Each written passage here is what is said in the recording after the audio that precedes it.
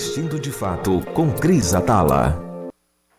Vamos falar de mercado financeiro agora. A Cris Atala está de volta depois de uma viagem que trouxe muitos resultados positivos. Bom dia, Cris. Parabéns. Seja bem-vinda mais uma vez. Obrigada, Daniel. Realmente, na semana passada, nós estivemos na Expert da XP. Mais uma vez, a Fato Capital foi super premiada. Somos ainda o único escritório private aqui de João Pessoa.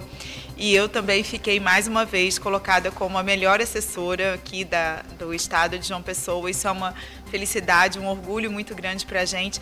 E, como sempre, eu só tenho a agradecer a tudo que aconteceu com a gente nos últimos 6 anos e, principalmente, a todos vocês que são nossos clientes, que continuam avaliando a gente super bem na XP, que continuam ao nosso lado. Então, realmente é um motivo muito grande de orgulho e de felicidade para todos nós. Parabéns. Vamos trazer agora um panorama da última semana e a perspectiva dessa semana também. O Ibovespa apresentou uma queda de 1%, né, em reais, mas ficou estável em dólar. O que é que influenciou esse desempenho da nossa Bolsa Brasileira nessa semana?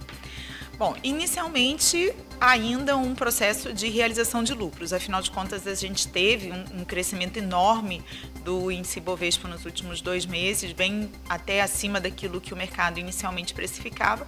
Então é normal que haja uma realização de lucro, que os investidores coloquem um pouquinho disso daí no bolso.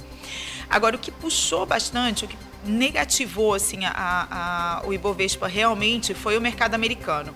O que está acontecendo no mercado americano é que ele está sofrendo um processo de desaceleração, isso já vem há bastante tempo, só que na semana passada a gente teve mais um relatório que foi mostrado para a gente e o desemprego ele aumentou razoavelmente nos Estados Unidos.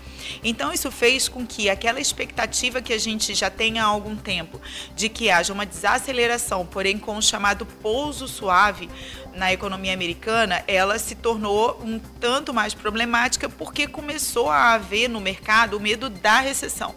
A recessão, ela realmente seria muito ruim, inclusive essa possibilidade de recessão já fez com que os investidores imaginem que na próxima sessão do FONC que a gente tem aí, do FED, a gente tenha uma queda de 0,5% na taxa de juros lá contra o 0,25% que a gente imaginava anteriormente, e o que se espera é que haja uma grande sequência de quedas de taxa de juros nos Estados Unidos, aproximadamente 7 sequências de taxas de juros.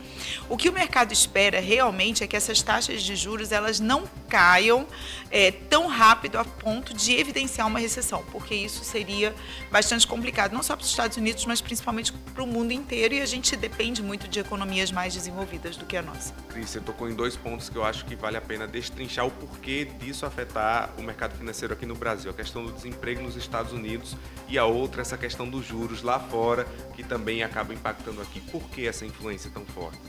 Bom, primeiro que o mercado americano ainda é um dos principais parceiros do Brasil. A gente exporta para eles muitas das nossas commodities e as commodities elas têm um peso enorme na Bolsa Brasileira. Se as commodities não andam bem, a Bolsa Brasileira, como um geral, não vai performar. Por outro lado, essa queda da taxa de juros nos Estados Unidos ela é muito importante para o Brasil, porque veja só, a gente está em ciclos econômicos diversos entre o Brasil e os Estados Unidos e a Europa também.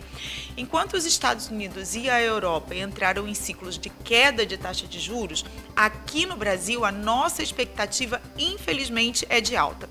Por que a nossa expectativa é de alta? Porque nós não estamos conseguindo fazer com que a inflação venha realmente a convergir para o centro da meta, que era o inicialmente projetado pelo Banco Central. A nossa inflação ela está resiliente, ela está em alta, extremamente puxada pelos gastos do governo, como a gente vem falando nas últimas semanas, e já existe uma precificação do mercado de que a gente saia de 10,5% para 12% de taxa de juros. A queda da taxa de juros dos Estados Unidos, ela pode vir, e a gente espera que isso seja num futuro próximo, a influenciar para que a gente não tenha uma necessidade tão grande de aumentar a taxa Selic aqui. Porque taxa Selic alta, ela é ruim para todo mundo. Ela é ruim para quem produz, ela é ruim para quem consome, ela é ruim para vários setores da economia, que inclusive são setores que hoje estão puxando o Brasil para cima, como principalmente o mercado imobiliário. Se a taxa de juros sobe muito, o financiamento imobiliário ele fica mais complicado, ele fica mais proibitivo, e isso vai interferir na nossa economia como um todo. Então, o que a gente realmente tem esperança é que essa queda gradual na taxa de juros dos Estados Unidos possa permitir que o aumento da Selic não seja tão forte quanto o mercado hoje está precificando. Na semana passada, na economia, o governo comemorou muito o desempenho do PIB, né? No segundo trimestre, crescimento de 1,4%. Mas se a gente for olhar em detalhes para saber o que é que motivou esse aumento, a gente percebe que o agro não foi bem, percebe que muito foi impactado pelo crescimento do gasto público, que é uma coisa que tem se batido muito na tecla por causa do arcabouço fiscal. Qual o panorama que dá para se tirar desse crescimento que houve agora, Cris? É super interessante essa questão do crescimento do PIB, porque é o tipo de notícia que a gente diz, foi bom, mas foi ruim. Por quê? Porque não foi um crescimento sustentado. Não foi um crescimento sustentado pela produção do agronegócio, nem pela produção industrial, nem nos investimentos nos meios de produção. Infelizmente, foi um crescimento puxado pelo gasto público, foi um investimento puxado pelos benefícios assistencialistas, foi puxado também pela grande quantidade de precatórios que foram colocados na economia, foram muitos volumes de dinheiro que foram colocados na economia que incentivaram o consumo, mas que não tem uma perspectiva de continuação. Então é aquele tipo... Ele tem um resultado momentâneo, né? Ele tem um resultado apenas momentâneo e ele não é perene. Não é aquele tipo de crescimento que é sustentado e que é projetado para frente. E, infelizmente, como você mesmo colocou, ele foi muito, muito focado no gasto público. Esse gasto público é justamente o que aumenta o quê? O risco fiscal do Brasil, é o que aumenta o nosso endividamento e é o que faz que, quando a gente olhe para frente, a gente veja mais uma vez, infelizmente, essa perspectiva de aumento da taxa Selic. Então, acaba que é um componente que, embora seja uma ótima notícia, afinal de contas, a gente vem de muitos e muitos ciclos sem um aumento no PIB, ele não é sustentável como a gente gostaria que fosse. Merece atenção. Para encerrar, tem a reforma tributária, as questões complementares que continuam sendo debatidas em Brasília. O que é que a gente precisa ficar atento, Cris? Essa questão da reforma tributária é uma coisa que eu queria muito que você que está nos ouvindo agora tivesse muita atenção a isso. Infelizmente, muitas vezes a gente tenta resolver uma situação quando o leite já está derramado, quando não tem mais jeito do que fazer. E essa reforma tributária, ela vem para aumentar em muito os gastos com impostos em relação à sucessão. Só, gente, que existe uma forma, sim, de você se precaver sobre isso. Existem várias formas, vários instrumentos que hoje a gente pode usar para minimizar esses impactos. O que eu falo muito com o meu cliente é o seguinte: imagina, você trabalhou muito.